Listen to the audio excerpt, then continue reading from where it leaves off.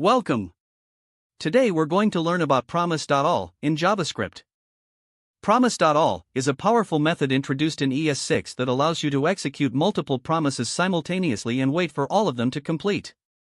It's particularly useful when you need to perform multiple asynchronous operations that don't depend on each other and want to handle their results together. The method was designed to simplify complex asynchronous workflows by providing a clean way to manage multiple promises. Let me explain how this works under the hood. When you call Promise.all with an array of promises, it returns a single promise that resolves when all of the input promises have resolved, or rejects if any of the input promises reject. The resolved value is an array of the resolved values of the input promises in the same order.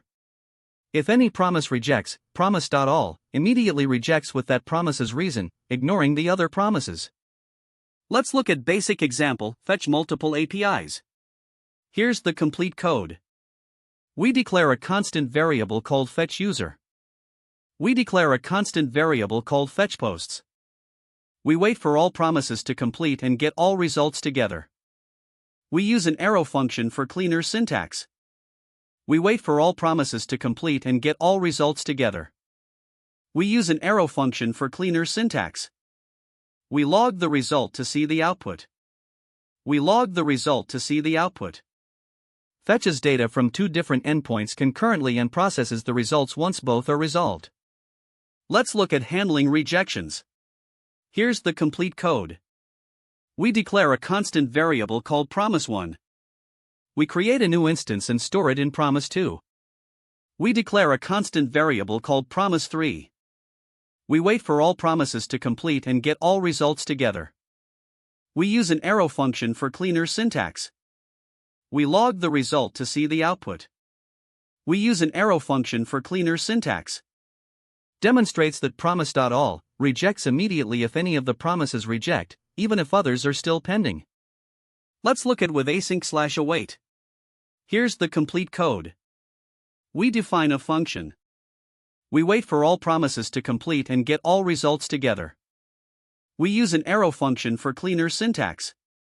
We use an arrow function for cleaner syntax. We log the result to see the output. We log the result to see the output. Shows how to use Promise.all with async/await syntax for cleaner asynchronous code. Now let's talk about when you should use this. Fetching multiple API endpoints in parallel.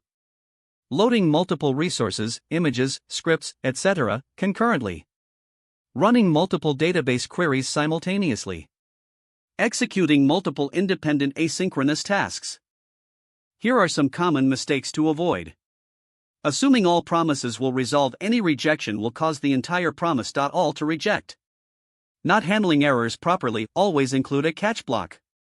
Using Promise.all, when you need to process promises sequentially, use Promise.all settled or Promise.any instead. And here are some pro tips. Use Promise.all settled if you want to wait for all promises to complete, regardless of rejection. Combine with Promise.any to get the first resolved promise from a set. Use array destructuring and the then callback to easily access resolved values. Unlike Promise.all, Promise.all settled waits for all promises to settle, either resolve or reject, and returns an array of results with their status.